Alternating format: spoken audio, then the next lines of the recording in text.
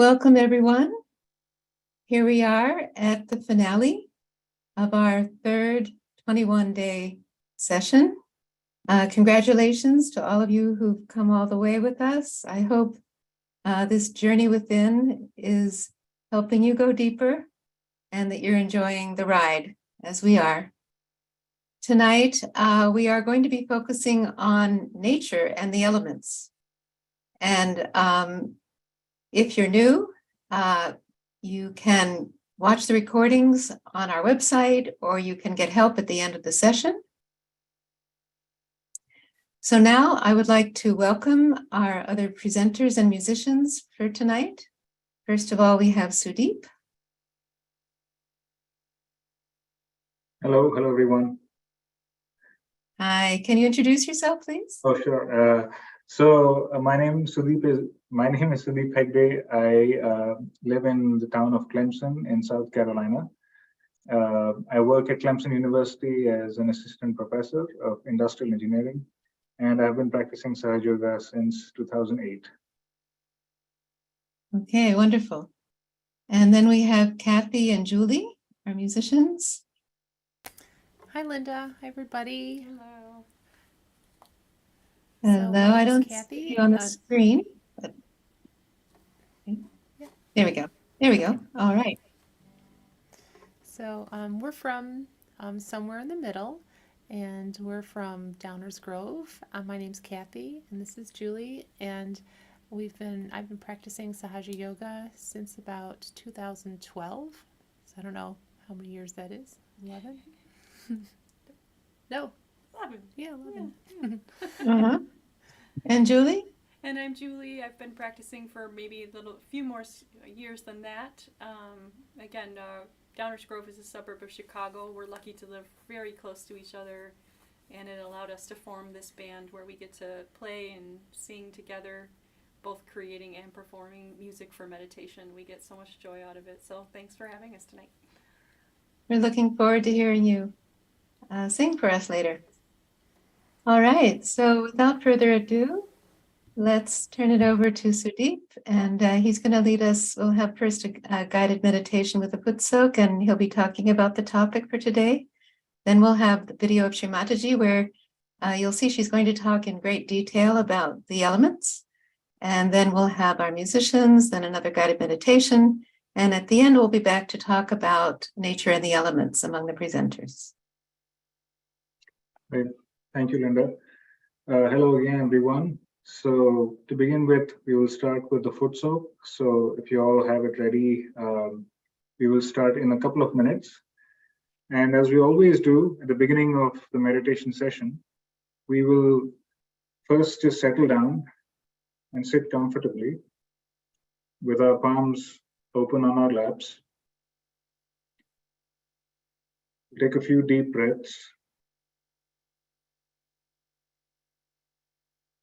to allow the attention to settle down.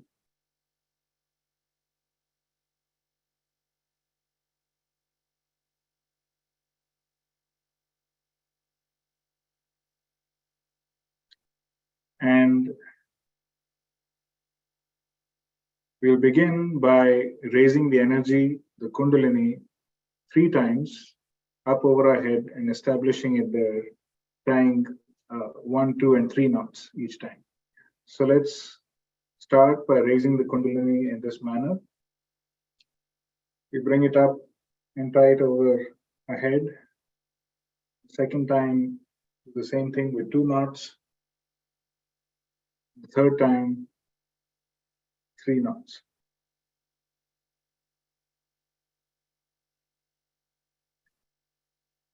And now we will balance each of our 7 chakras or energy centers by bringing the energy of the left to the right and the right to the left. So we'll only use the right hand. Starting near the left hip, we raise the energy of the left, arch it over the head, bring it all the way down to the right, and then retrace that path, bringing the right to the left. We'll do this at the level of each of the 7 centers, balancing each chakra one by one. and thus bringing ourselves into balance.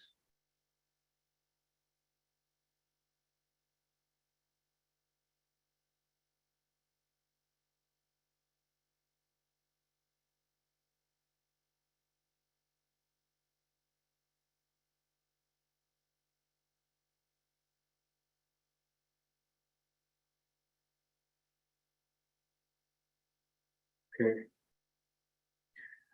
So we can just bring our hand a couple of inches over the head before we vibrate the water. This is just to become sensitive to the flow of vibrations or the energy through our seventh center, as well as through our palms. So we'll direct that subtle energy into the water and the salt by making these clockwise motions, keeping our attention at the top of our head and allowing the water and the salt to be vibrated, invoking the qualities of the sea, which absorbs everything, really. So now we can put both our feet inside.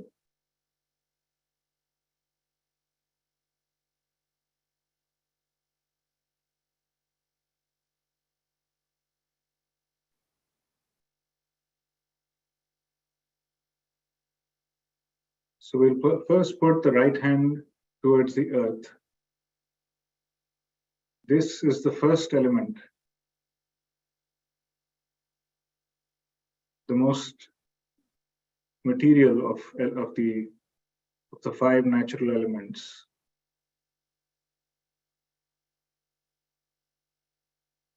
And the elements being earth, water, fire, air, and ether, or the sky.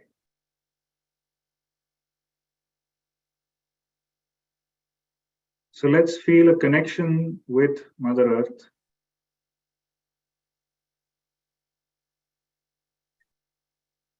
Let us feel that gratitude.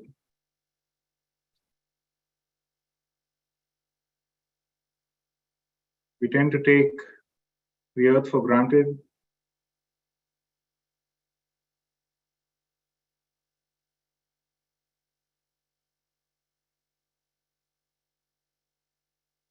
But if we treat her as our mother,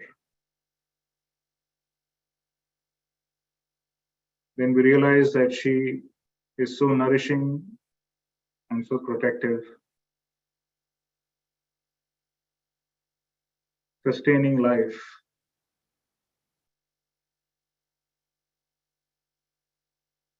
With a tremendous power to absorb.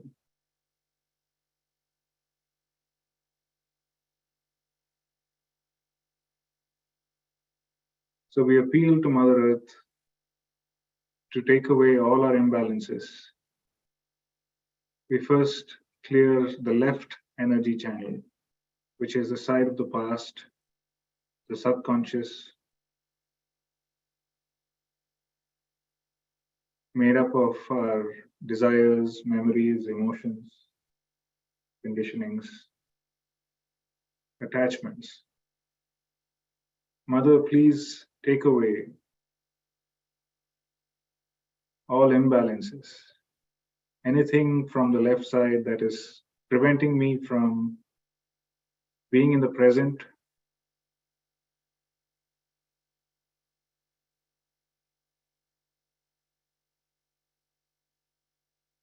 and enjoying being the spirit.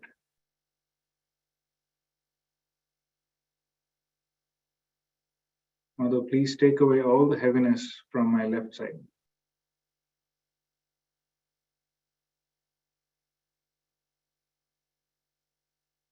We can bring the right hand back on our lap. We'll raise the left hand towards the sky. And here we invoke the power of the air and the subtlest element, ether, to clear our right energy channel, which is the side of all conscious thought and activity.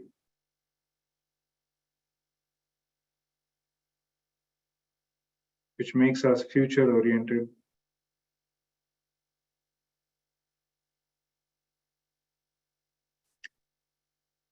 Let all the excess heat generated on the right channel because of my thinking, planning, worrying, sense of doing, let all that heat escape. And let me cool down. Let my attention cool down and become more subtle.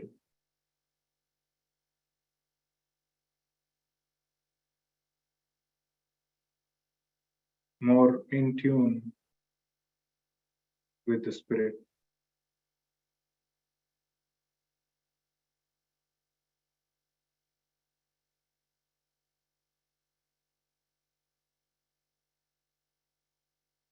We make no effort whatsoever, but simply surrender to the elements to do their work upon us.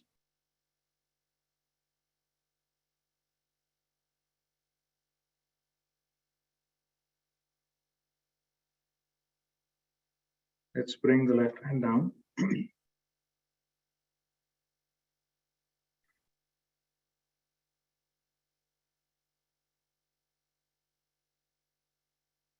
We will put our enlightened attention or our meditative attention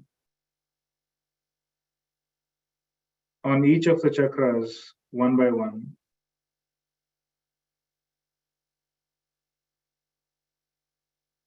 And invoking the qualities of the specific element that pertains to that specific chakra.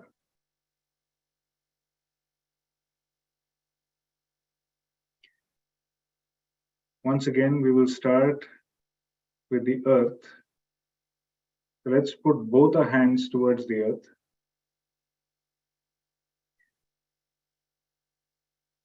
And those of you who have been part of this series before may be familiar with the mantra or incantations. So when we are in a meditative state, or once we have already received our self-realization, that connection, then every word or thought expressed from the spirit carries a certain power in it.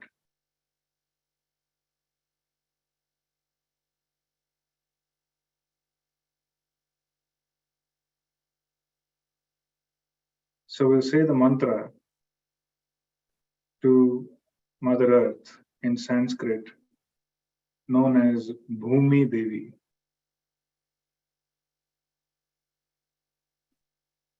Om Tvameva Sakshat Shri Bhumi Devi Sakshat Shri Adi Shakti Mataji Shri Nirmala Devi Namo Namaha.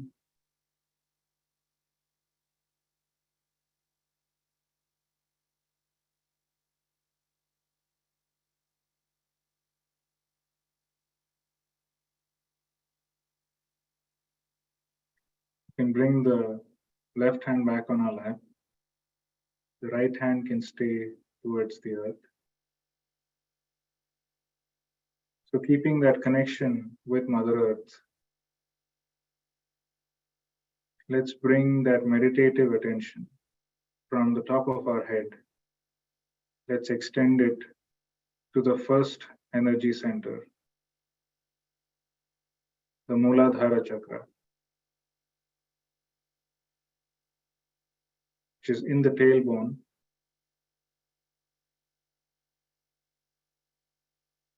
The very bottom of the spine.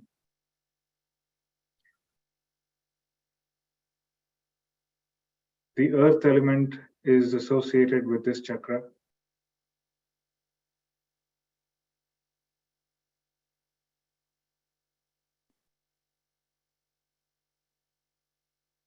When we surrender to the earth, when we are connected to the earth, when we are grounded, the innocence in us is awakened.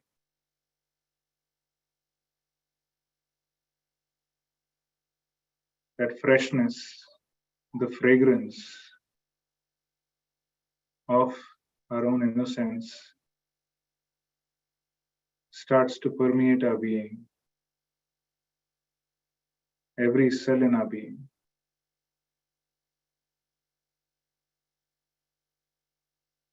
So let's put our attention to that quality. Let's pray for it. And let's acknowledge that innocence within us.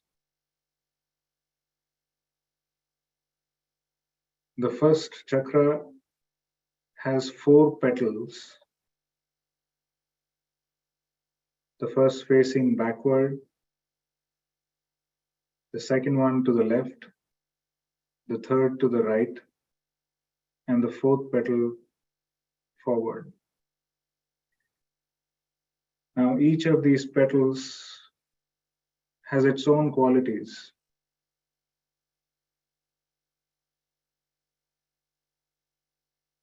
The backward petal in particular gives us that sense of harmony with nature and gives us balance.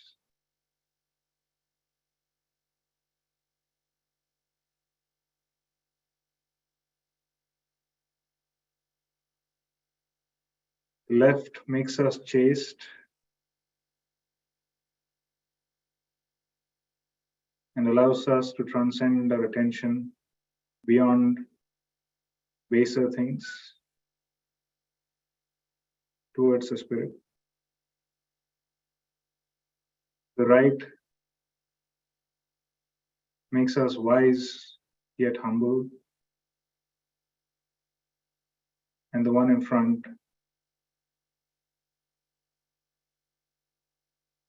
helps us overcome fear.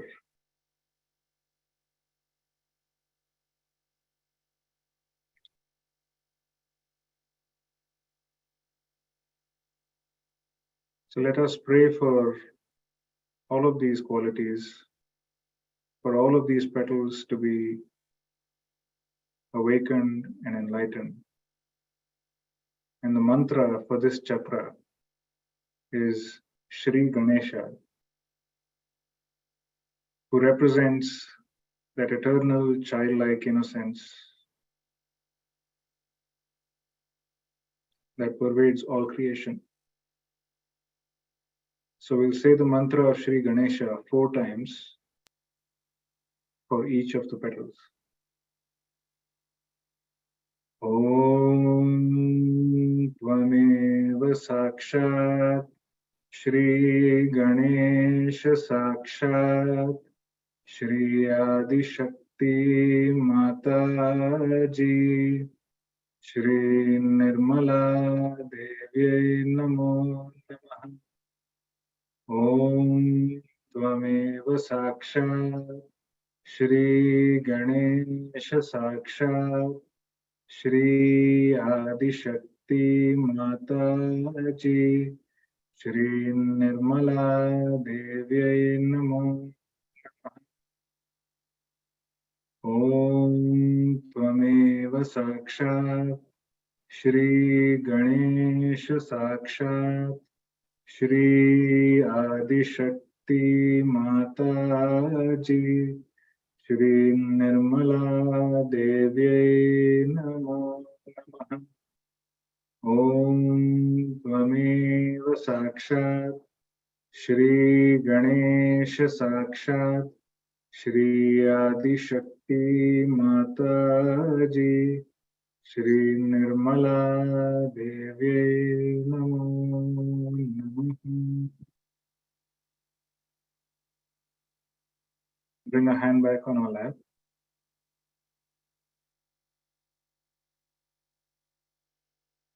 can put our attention on the second energy center, known as the Swadhisthana. So just below the navel, we can put our right hand on this center.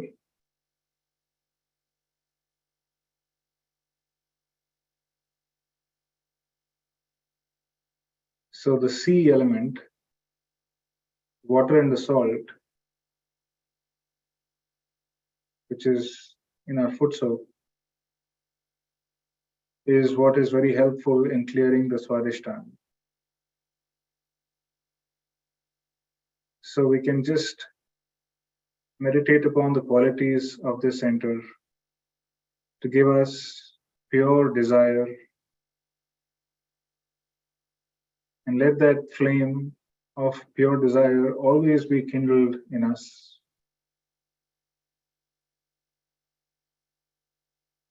And let the knowledge of our ascent for well-being be enlightened in us.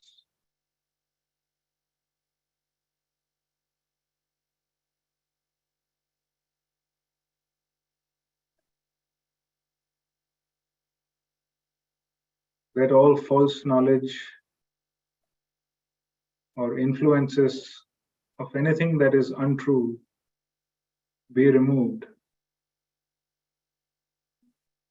from my system.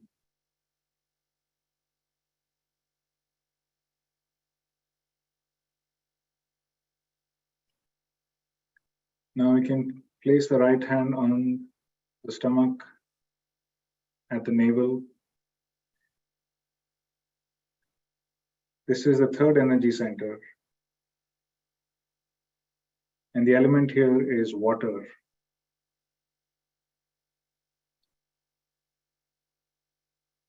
So the foot soak, which has the water and the earth element and the salt, is very effective in clearing the first three centers.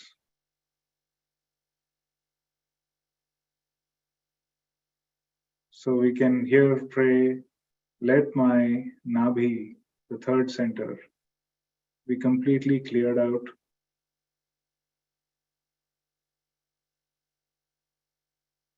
And let me feel contented, satisfied at every level.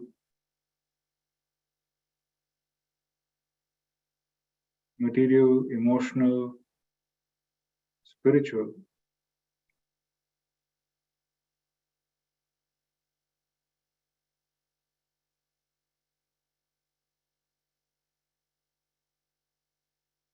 Let my life be in balance in every way.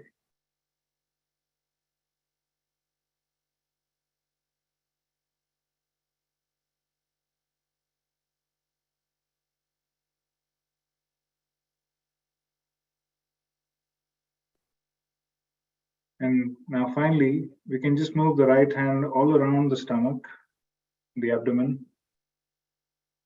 This represents the void region, known as the Bhavasagara, or the ocean of illusion.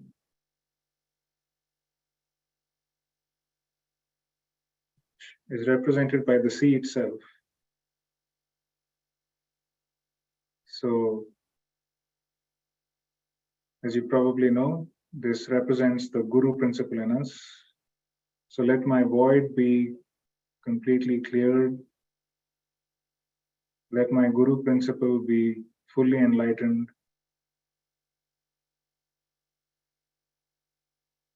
O Mother Kundalini, please take me across this ocean of illusion into reality.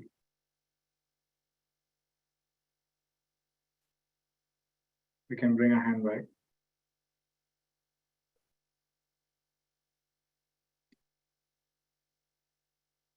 Can now conclude the foot soak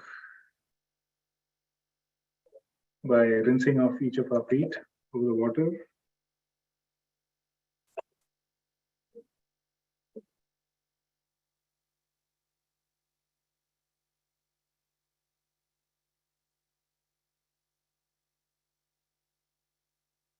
We can set the tub aside.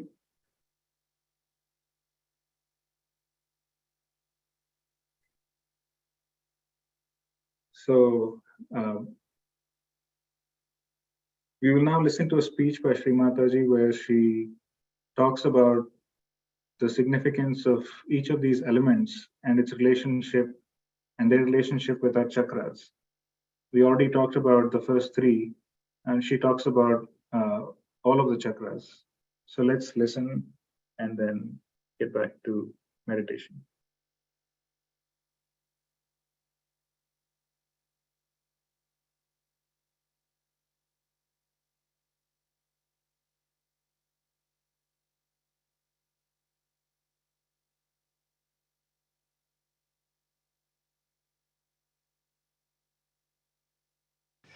See, when you meditate, how do you meditate on different chakras?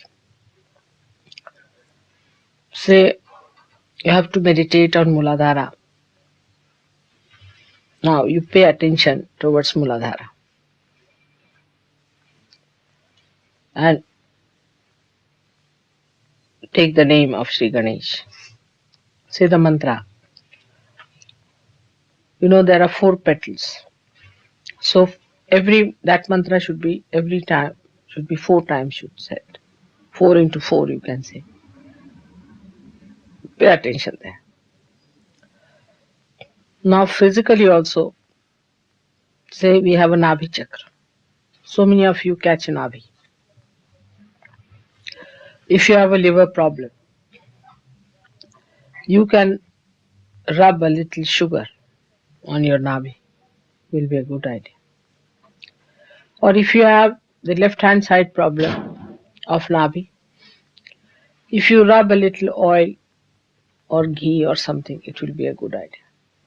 And then concentrate on that.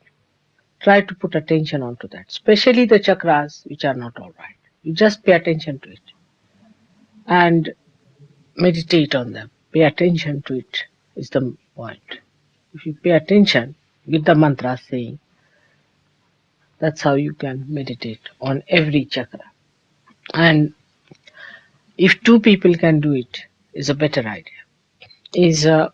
See, in your back, on your back, if you show the spinal cord, you can see what chakras are bulging out. Other person can tell you these are the portions which are bulging out. So you go on saying the mantras of that chakra, paying attention, and the other person can tell you whether it is all right or not. For every chakra, there is a mantra which you know. Apart from mantra, you must know what thing should be used, which element should be used for which chakra. For example, for using say Muladhara chakra, best way to clear out Muladhara chakra is sit on the ground. Is the best way. I have told you how to do the exercise to be able to sit on the ground straight. It's very good idea of asking the Mother Earth to clear out your Muladhara. For example, if you have to clear out, say, your Nabhi, for Nabhi is made out of the water element, and that's why you have to ask the water element to help you. And for Nabhi, water element is the best. If you can use the water element to clear your Nabhi, it will be a very good idea. Like that, every chakra is made from some element as it is. Swadhisthana is made of earth and water. So the sea is the best for Swadhisthana.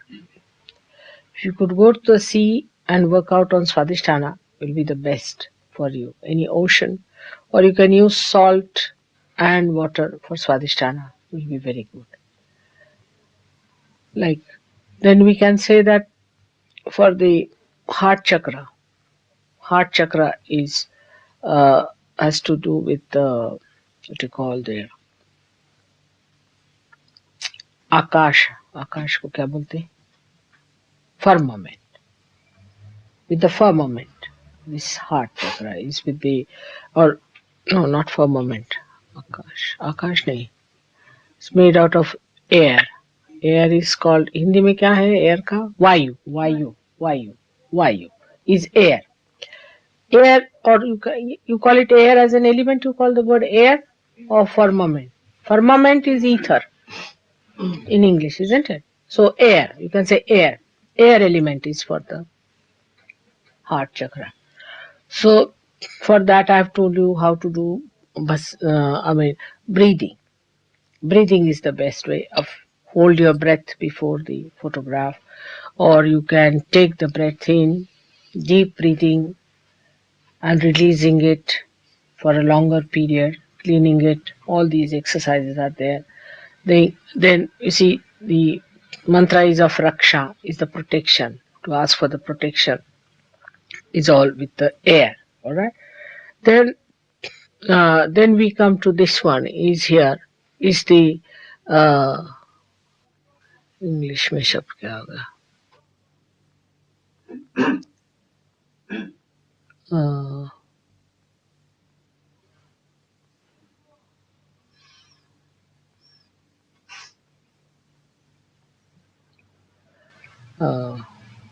तेज आकाश आकाश आकाश को क्या शब्द है अंग्रेजी में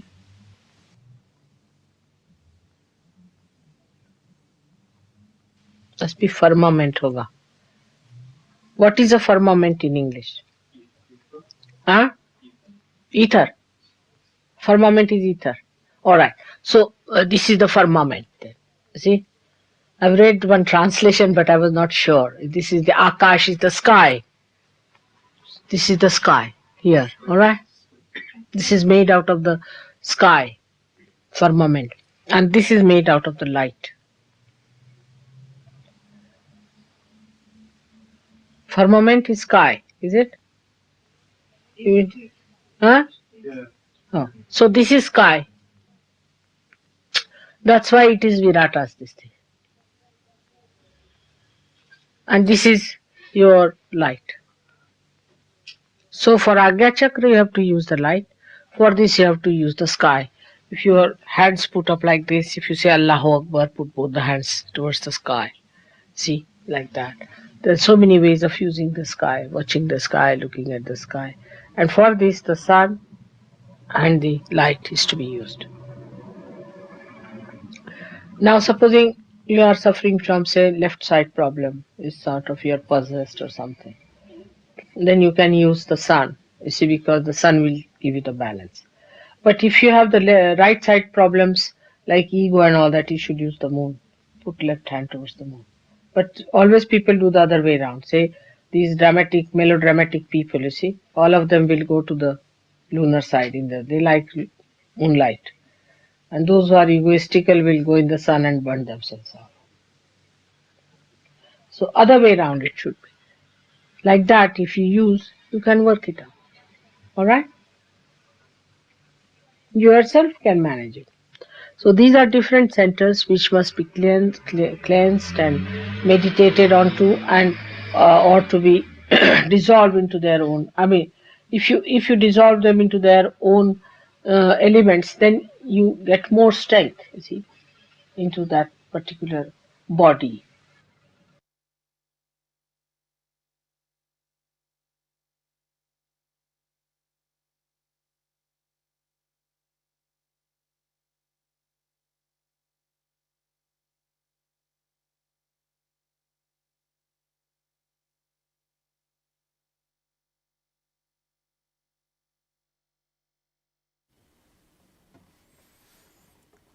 Let's sit a minute or two. We can absorb the vibrations of Shri Mataji's talk and meditate for a moment.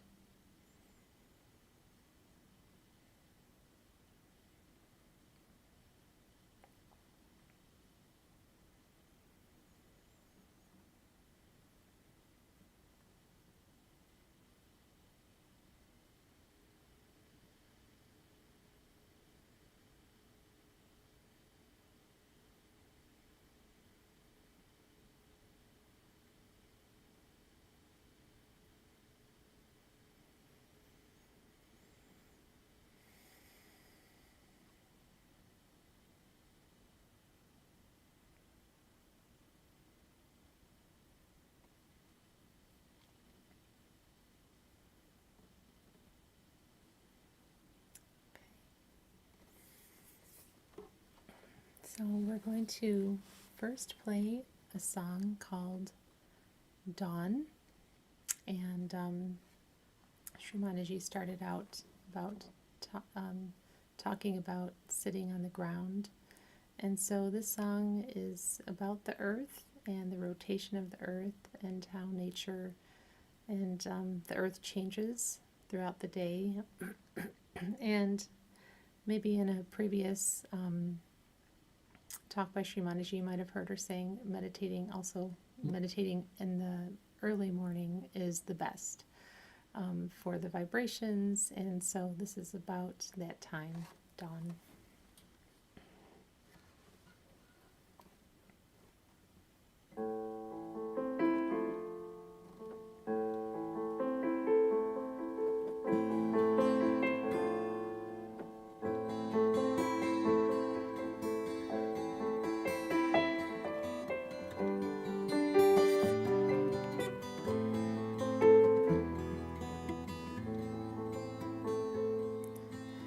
Evening comes so fast, so sweet. Twilight comes when we're asleep. Heaven's fall descends upon the earth when dawn arrives alone. Evening comes so fast, so sweet.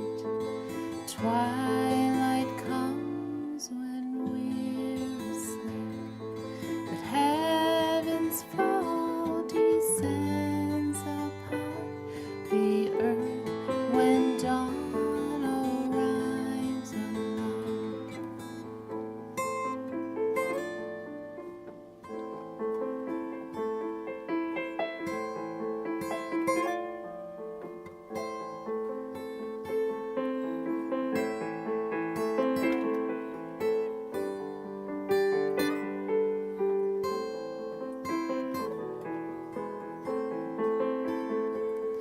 When dusk returns, the fireflies, they cast a glow across the skies. But heaven's fall descends upon the earth when dawn arrives alone. When dusk returns, the fireflies, they cast a glow across the sky. But heaven's fall descends upon the earth when dawn arrives alone. But heaven's fall descends upon the earth when dawn arrives alone.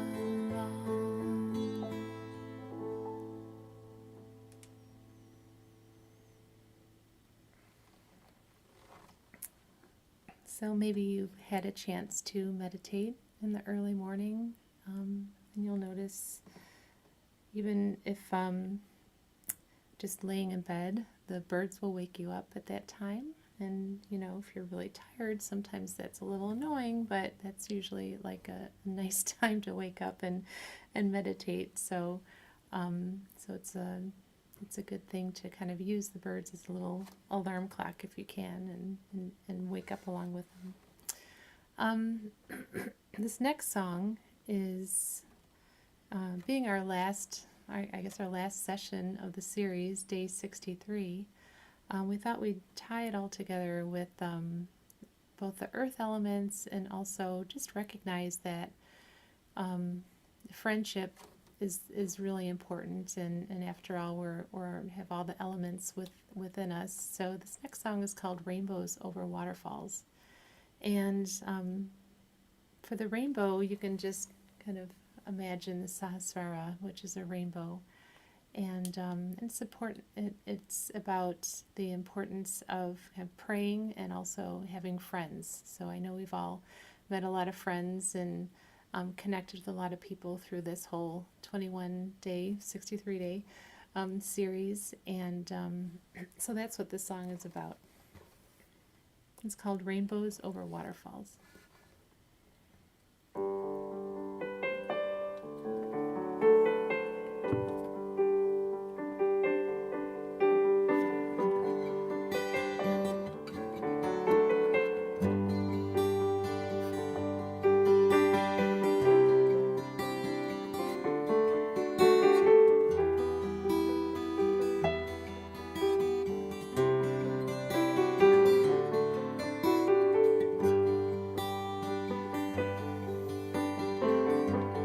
Why are there rainbows over waterfalls?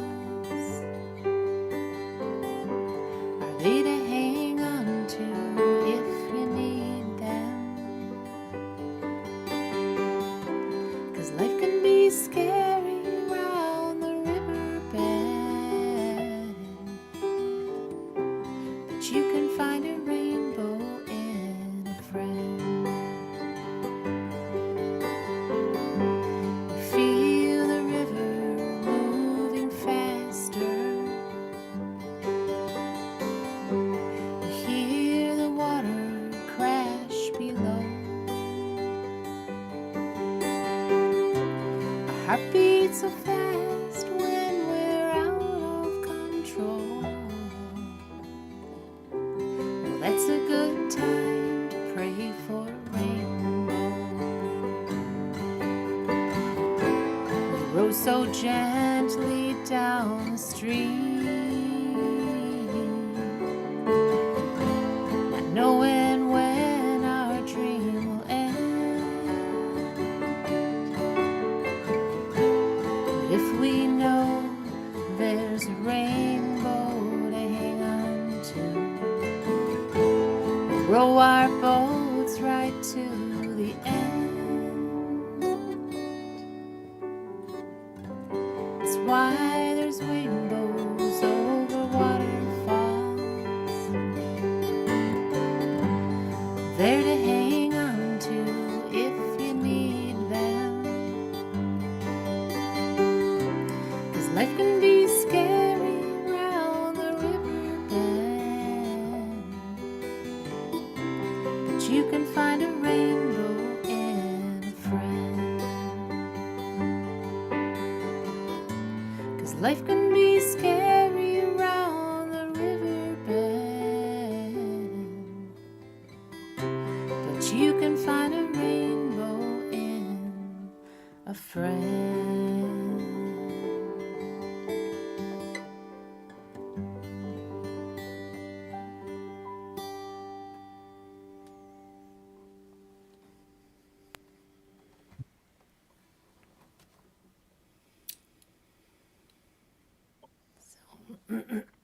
So hopefully you enjoyed those two songs, and we'll open it back up for the questions. And Oh, no, thank you, Kathy.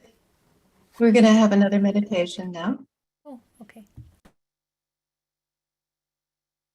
So let's continue up our central channel, working with the elements. The next one is the heart. Let's put our hand on our heart. And here, remember, Shri Mataji told us the element is air. Of course, this is where we bring air into our lungs. So let's take some deep breaths. There's so many breathing exercises we can do, but let's be simple. And let's do a long inhale and hold it. And be in our heart, our attention in our heart as we're holding it. And then we'll exhale, letting go of any negativity. And we'll do that 3-4 times. So let's begin. Let's inhale and bring all that air into our heart. Keep our attention there. Now let it go. bring more air in. Feel it fill up our lungs. Feel its nourishment.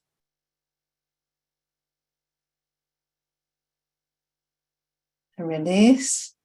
Let it take away anything unwanted. Again, breathe in. Hold.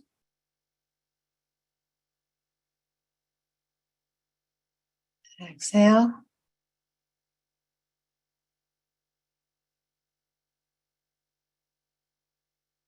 Breathe in. Hold.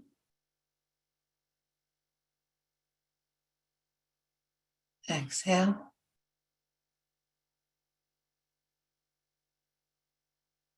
This time we breathe in and we'll bring our attention to our sahasrara. When the air is in, then try to keep it there. And then release. Let's breathe in, go to sahasrara.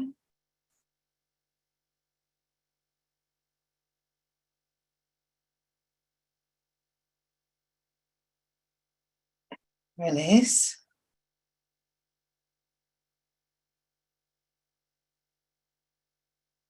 Breathe in, go to sahasrara with our attention.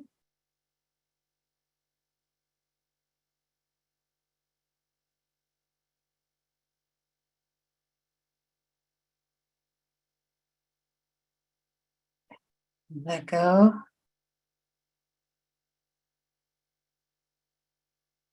Fill ourselves with air again.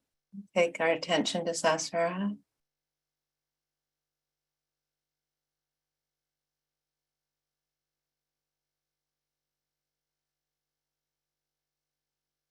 Release. This is our life force. So let's, one more time, take a deep breath and go to sahasrara.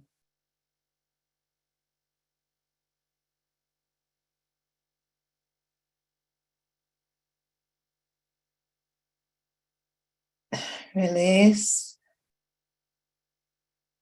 Bring our hands up to our heart.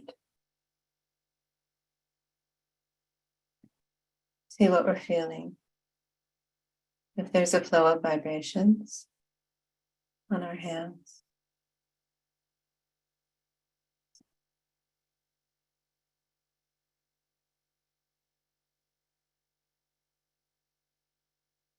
See if we feel the effect of that exercise.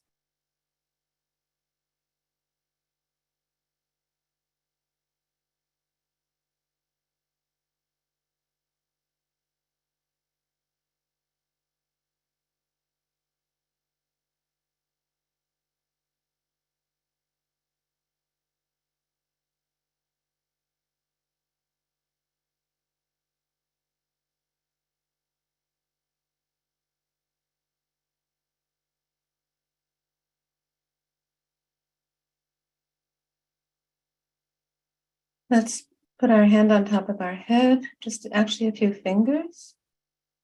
Massage our sahasrara for just a bit.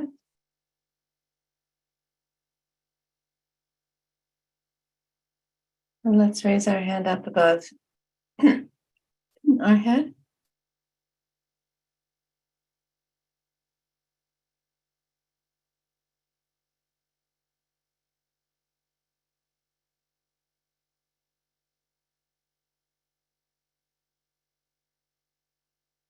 Let our attention relax and be settled above our head.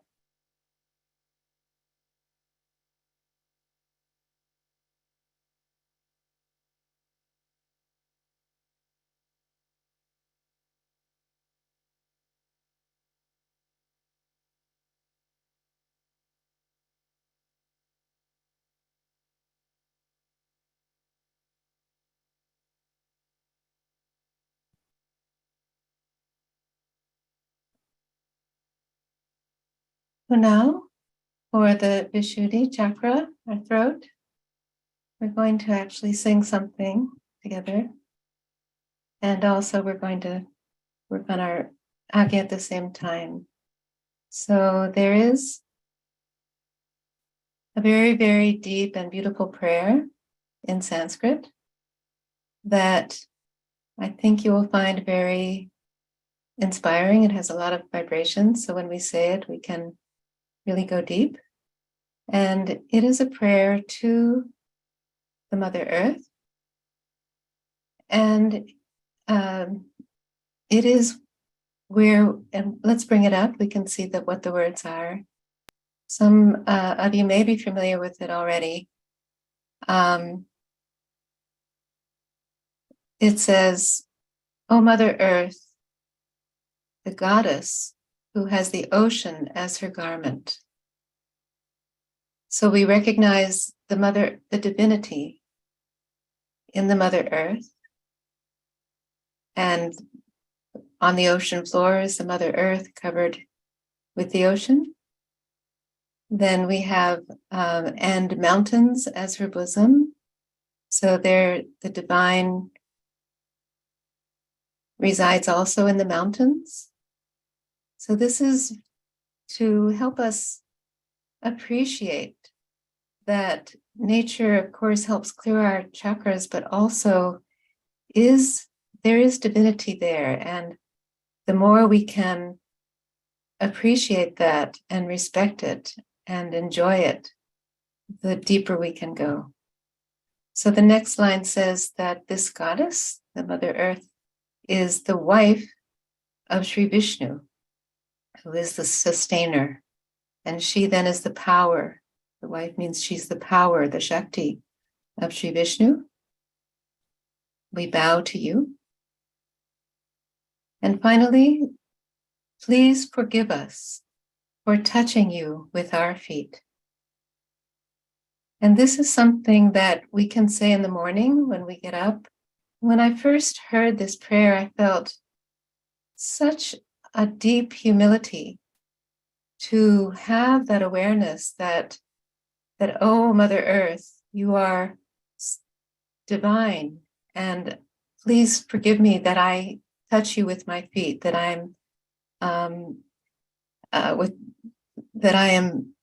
putting my feet on top of you. So if we can appreciate this, the humility in this, the respect, and that we can take it a step further, so to speak, that every step we take in our day, we try to keep this sense of humility and respect and appreciation for the divinity of the Mother Earth and all of nature around us. So now I'm going to sing this Sanskrit shloka. And if you'd like, you can sing along after you hear it once. If you want to just listen, that's fine. We'll sing it a few times. Samudra vasane devi Parvata stana mandale Vishnu patni namastubhyam Adasparsham shamaswame Samudra basane devi Parvata stana mandale Vishnu patni namastubhyam Adasparsham shamaswame Samudra basane devi Parvata stana mandale Vishnu patni namastubhyam Adasparsham shamaswame Adasparsham shamaswame Adasparsham Namaswami.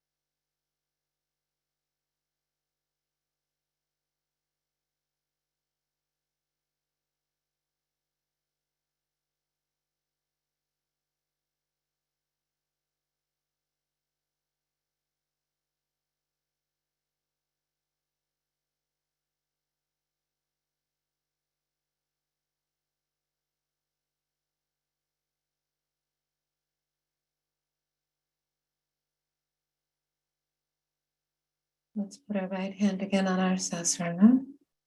Bring our attention there.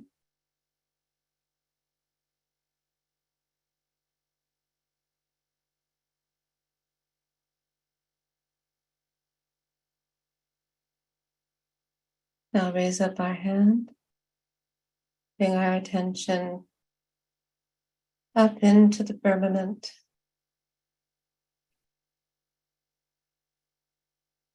High as we can.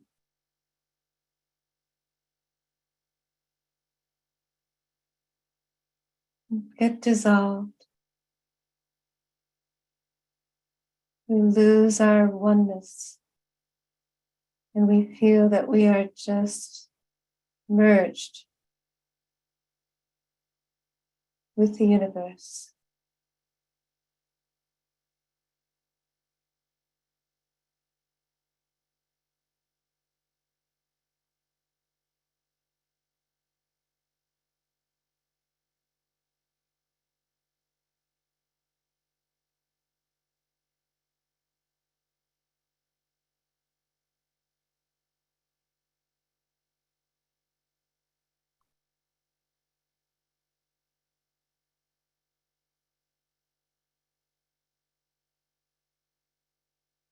Let's bring our left hand on top of our head.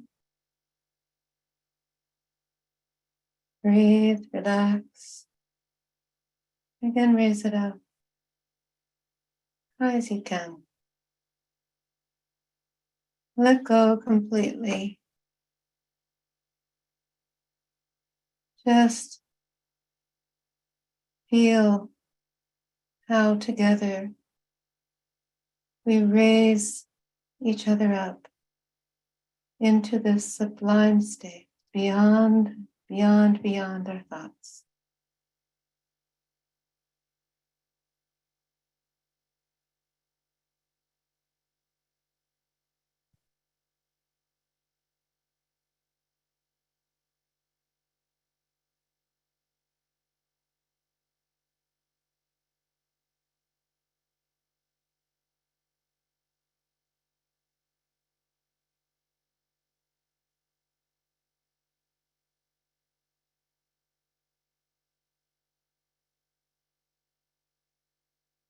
Let's stay there another minute or so. You can bring our hand down if you want.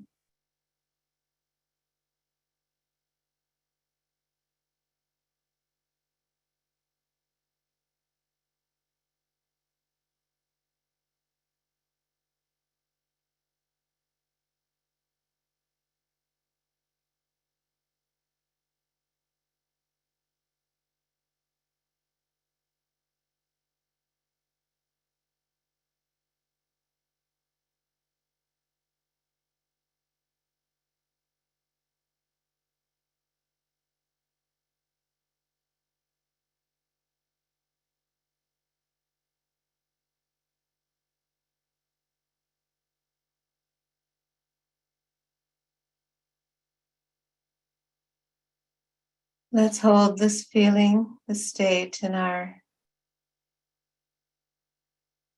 memory. This is a good memory to keep, so we can always go back.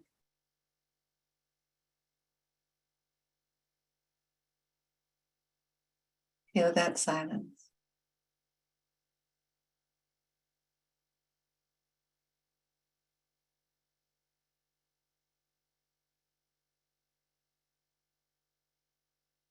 Let's open our eyes and express our gratitude to our Mother Kundalini, to Shri Mataji for teaching us the great wisdom of Sahaja Yoga and helping us to feel these beautiful vibrations.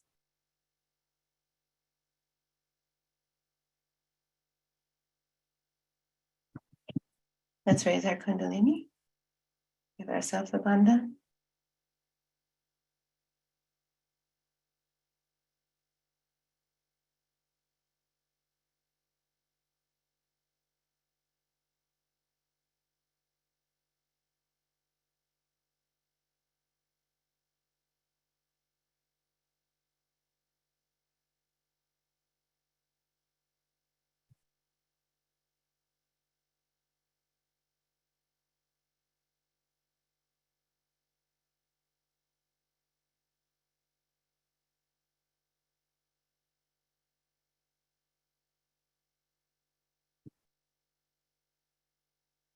So we are going to pull the presenters back in a minute and talk about our relationship to nature and tell some, I think you'll find very interesting stories.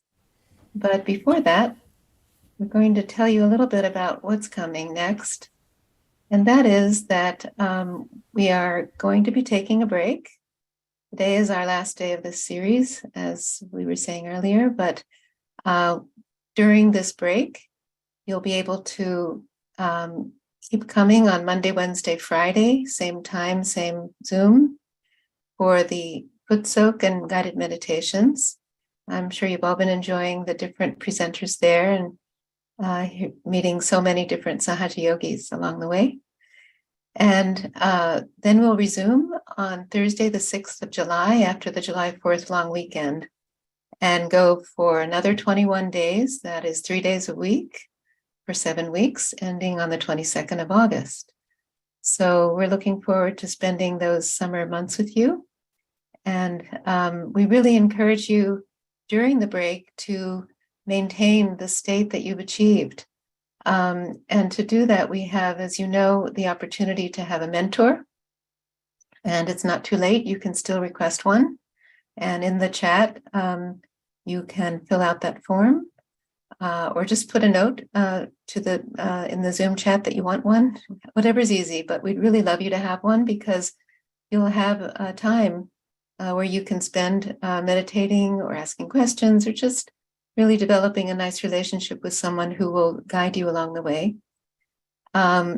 We have our daily spiritual messages in our WhatsApp group, and of course on the website.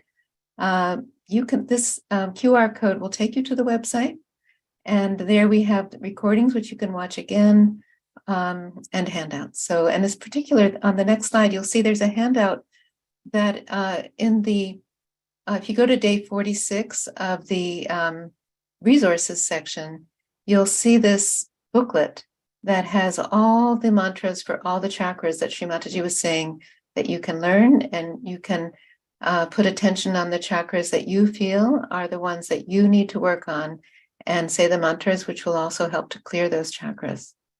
So I encourage you to take advantage of this booklet and other resources there. Okay, now it's time. If you'd like to go in a breakout room, you can say so and request that. But otherwise, if you'd like to stay, we are going to request the other presenters to come back on now and talk a little bit about nature and the elements. So Sudeep, Kathy, Julie?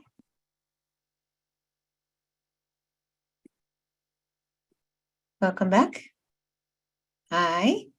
All right. So my first question to all of you is, how do you use the elements to clear your chakras? And can you share some specific experiences you've had in doing that? So let's start with Sudeep. Sure. So first of all, the foot soak is just an important part of my daily routine because I just feel the difference with the foot soak. The water and the salt are such effective elements.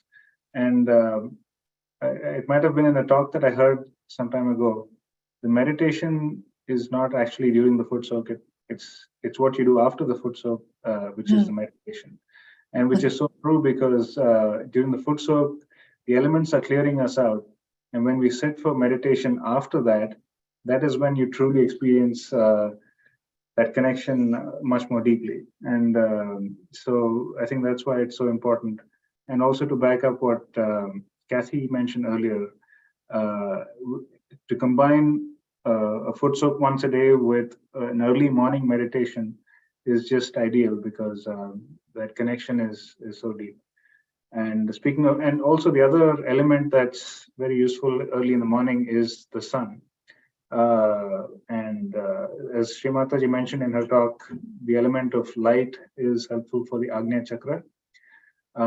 When I've experienced blockages or heaviness on my back Agnya, I've found it very effective to meditate looking at the rising sun. When it's still just above the horizon, you can look at the sun. It's so powerful in clearing the back Agnya by just looking at it. So that's been a very telling experience. Thank you. Another way you can use the rising sun is to put your back agya towards the sun, the rising sun. Yeah. So that's another way to clear it. Yes. Great. Kathy? I'm glad you brought that up because that's the one that I have been using lately is sitting on the ground and having that rising sun on my back agnya. That's so beneficial. That's what I was going to mention. I just, now that it's spring and summer, I sit on the ground as much as I possibly can. Sometimes I'll use a candle on the left side.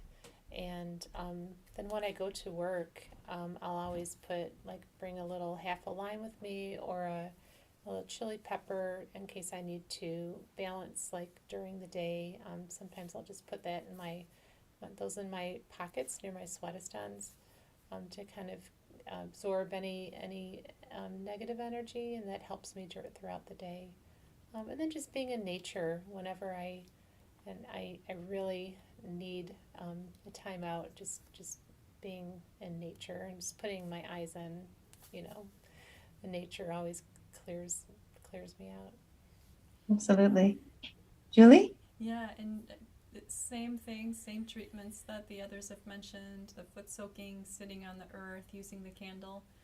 I like it to take it one step further, like if I'm on vacation or if I'm somewhere, especially in the summer, with a large pool of natural water, whether it's the ocean, the sea, the beach, or just a pond or a lake. I like to do the full body immersion in the water. It's really a lovely experience because it clears you with the earth element and the water element all at once, submerging your entire body. And so if you get the special occasion to take advantage of that, try that out because you can come from that and then maybe try meditation afterwards and you feel any blockages or heaviness you had are really gone from after that experience. So true. Yeah, for me, I think the most surprising thing for me, as far as the elements helping, is the candle flame, the fire. How much it can scrub the left side negativity out, and especially when I was new, I came with so much baggage, and I had to really do some major, sessions of scrubbing with the candle, my left swadhisthana, and and got to the point where I really could feel literally like it was almost like a physical, I could feel it almost physically scrubbing. And so, and I think I don't think I could have cleared out as much as I did at that time, intensively without the candle. It was really invaluable. So I really encourage those of you who are struggling with any left side um, catches to really use the candle in a very determined way, and you'll see that and then when you put your hand to it, although it's a candle flame and hot, you can feel that when it clears out that it's cool. So that's quite surprising, right? So, okay. The next question: how do you relate to nature differently since you've been practicing Sahaja Yoga? Sudhi? Yeah, that's an interesting one. So one thing that I've experienced is, before Sahaja Yoga, when I was, let's say, near the sea or a beautiful mountain or somewhere in the lap of nature, I could see the beauty in front of me, around me, and I could tell, yes, this is really beautiful. But there's something missing. I was still yearning to experience that beauty within me, more than just seeing. And I couldn't quite complete that arc of experience. And it was only after Sahaja Yoga and a little bit while after Sahaja Yoga when I really learned to uh, perceive through vibrations, that I was able to experience that beauty at that different level, not not at the sensory level as much, but feel the vibrations flow through me when I connect with nature. So that's been my experience connecting with these elements. And also, when you experience beauty that way, I find that clearing happens spontaneously on various levels. You probably aren't even putting your attention on this catch or that catch, but it just clears out because the elements are working on it. Yes, so beautiful, so true. Yeah, Julie? Yeah, I think for me, I've noticed that I just have a deeper respect for nature.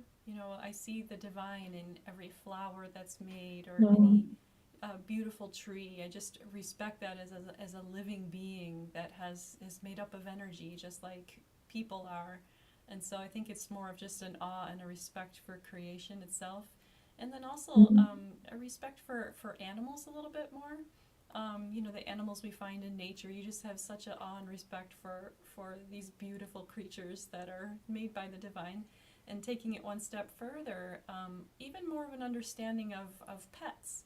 I have a dog at home, and I just have this perspective of looking at him as a being as well, with an energy system and with a temperament just like me, and I can kind of help soothe him when he's anxious by kind of using the energy and kind of working on him a little bit or calming him down, and you kind of feel that connection with nature and with animals a little bit more. So I've just found that that's what happened inside of me. Yeah. Me too. It was interesting that you said that because that was one of the things that happened on the way home.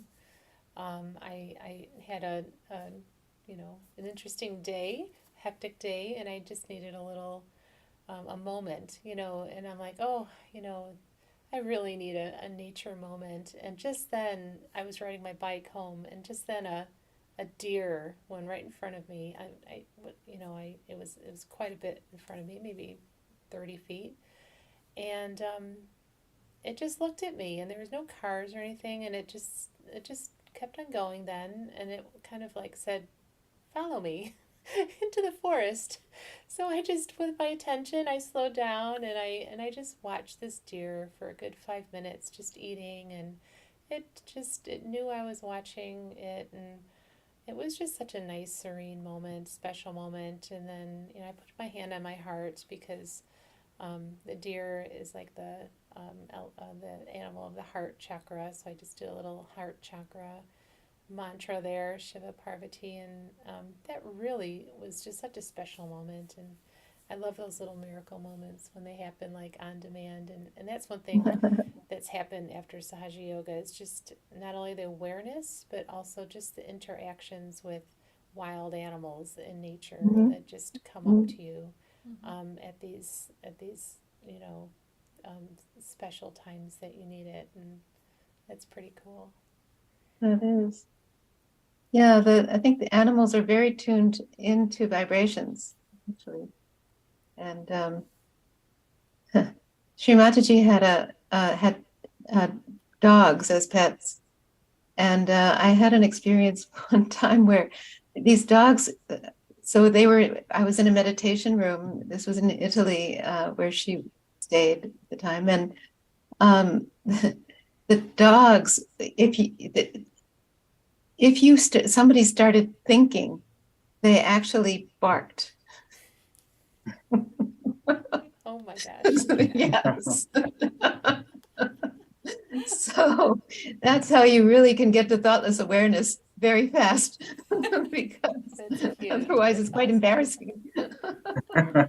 I used to have a dog.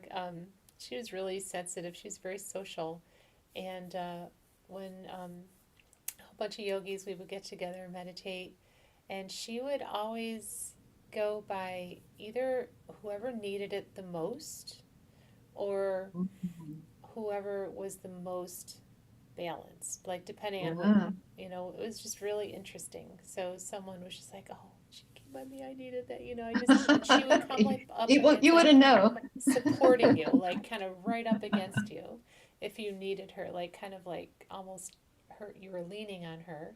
And then, but if you were really balanced, she would just kind of like go in front of you and just kind of like just sit there.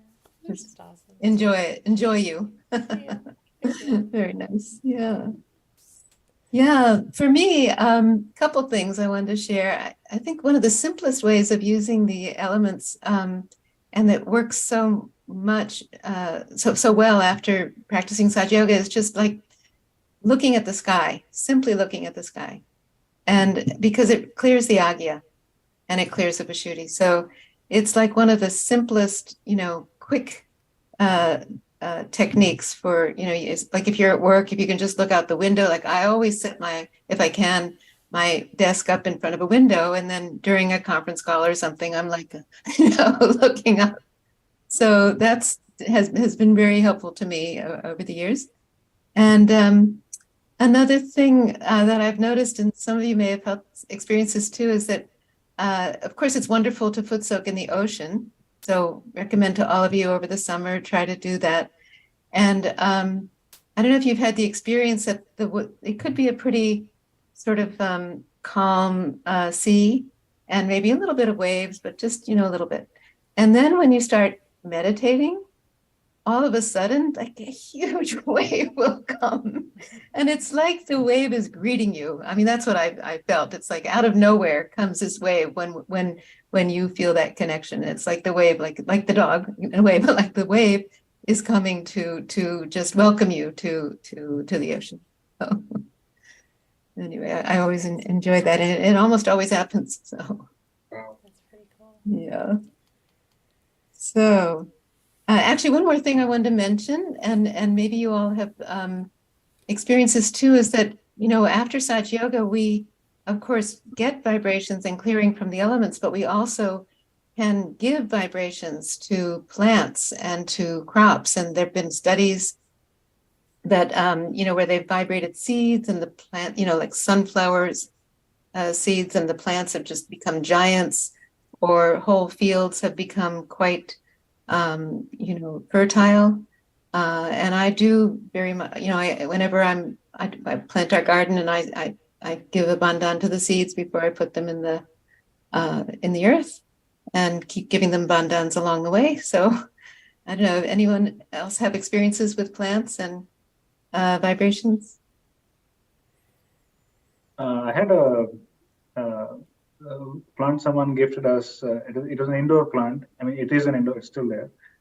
So it was dying, in the sense there was some disease and the leaves were withering. And it doesn't take too much water. If you water it too much, that's also not good. So then I took some water that was vibrated, kept in front of Shri Mataji while meditating. And then I just squeezed some water from a cloth. And now it's just flourishing. There's no more withering, and the leaves are now coming out, and it's been quite wonderful to see. So Great. Yeah. So recommended.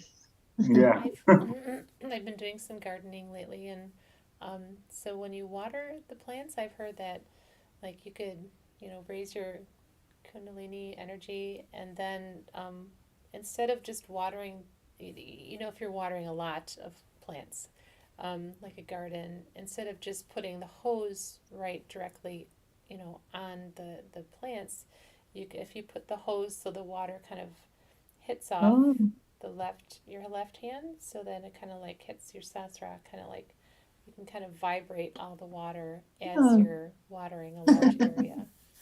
nice. good I've idea. been doing little hint. Yeah. And of course, vibrated water, as you were saying, Sudeep, is wonderful to drink, and of course for the plants too. But it's great to use vibrated waters and vibrated anything. Vibrating our food, of course, we talked about before. Yeah. Okay.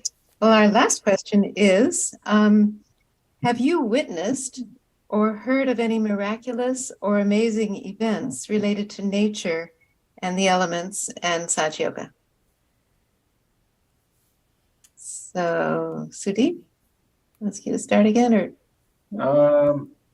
So one memory that comes to mind is we were driving in Texas, and it was a typical Texas afternoon, completely clear sky, hot, dry. And I looked up at the sky as I was driving on the highway, and I said, "Yeah, there's no chance of rain today." So there was not a single cloud in the sky. So my wife was in the car, and my 2-year-old daughter was also there. And so my daughter started singing a song in our mother tongue, uh, basically which says, "Let it rain, let it rain." And I kind of chuckled. And within a minute, it started drizzling.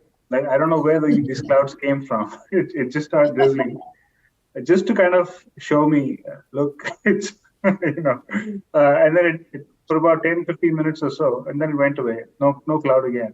So that was an interesting experience. And I think, children, they're, in a way more easily connected with nature and the element. That innocence quality is so strong in them. So it was a nice subtle reminder to to appreciate that innocence again. yeah, their desires are so pure, and the nature listens in response. Yeah, Yeah. exactly. Shri Mataji tells a story of a Sahaja yogi who had to go to give a Sahaja Yoga program in India, and the weather was looking very threatening. And so before he left his home, he basically said to the elements, "Don't rain until I get back."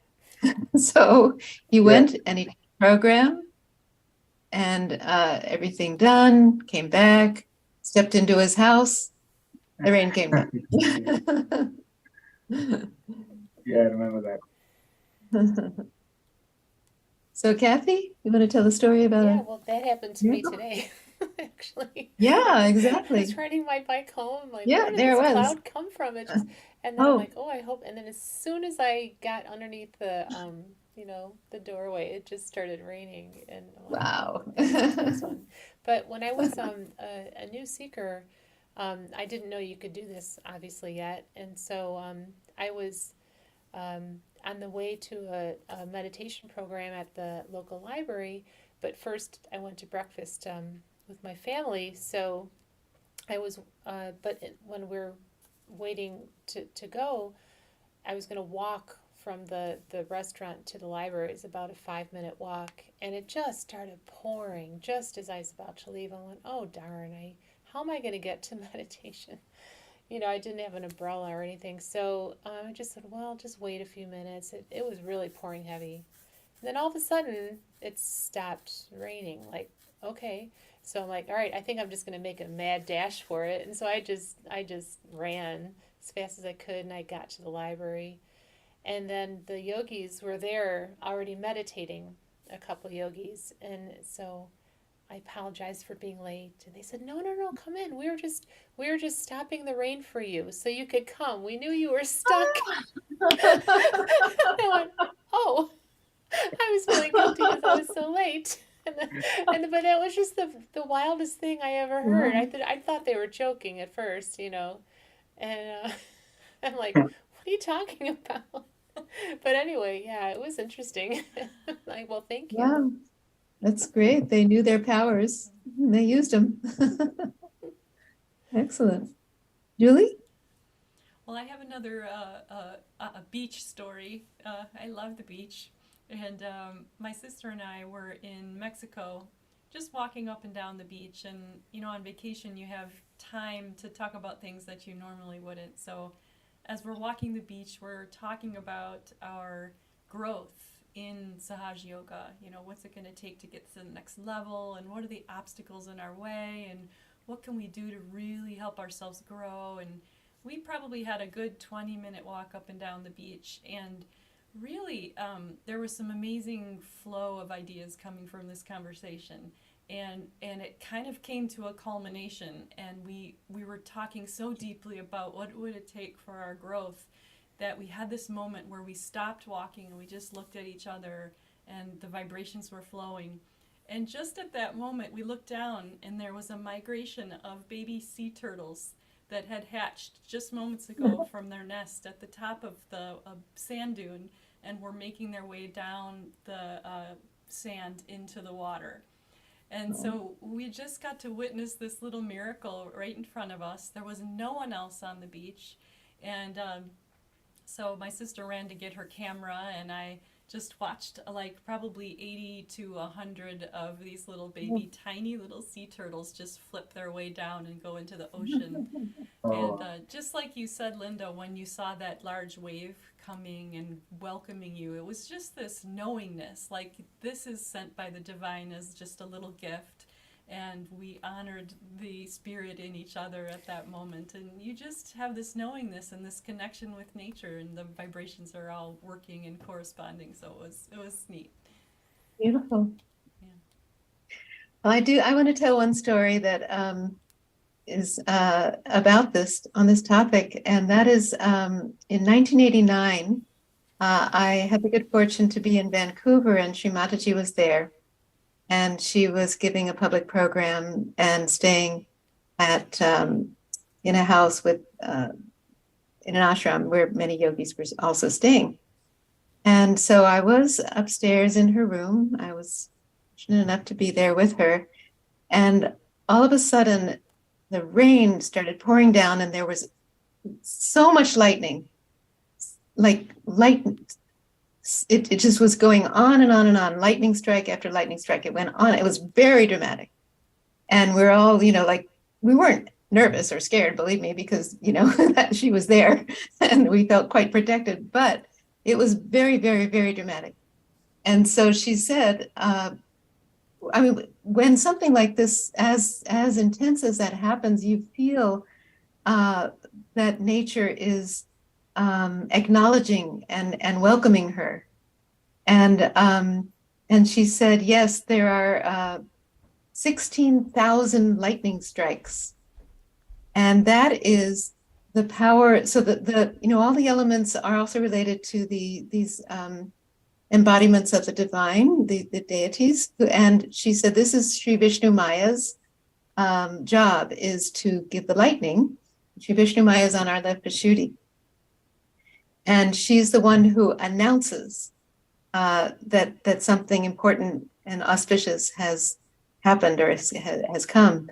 And so what she was telling us is that Sri Vishnu Maya was, through the lightning, announcing that Shri Mataji was there and welcoming her.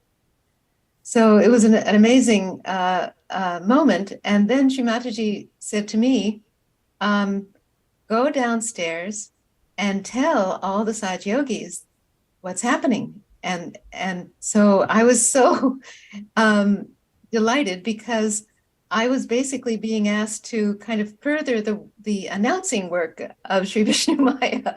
And so I went, downstairs and I just went, shouting to all the yogis, there's 16,000 lightning strikes and it's, I was just telling them all about it. So it was just a really very, very, very special moment to have that opportunity to make that announcement and to share that beautiful moment that we all had there, where the nature was so much in harmony and very much telling about Shri Mataji's presence there. And the newspapers reported too next day, right? They did, yes. And we do, I was trying to find it. We have a photograph that showed all these lightning strikes because it was an historic moment to have that many lightning strikes. I think it was the most they'd ever had. So that it was in the paper the next day. So, yes. Yeah. Okay, well, I think that brings us to the end of our session. I want to thank you all so much for your stories, for your music, for your meditations. I hope, and I'm sure actually everyone has enjoyed it too. And so we'll say goodbye to everyone and want you to have a great 4-week break. Maintain your meditative state, keep it up, grow. And we look forward to seeing you back on July 6th when we're going to do another 21 days. And that's called Deepening the Silence, so that we're going to go even deeper. So we look forward to doing that with all of you. And until then, take good care. Bye, everyone. Bye. Thank you.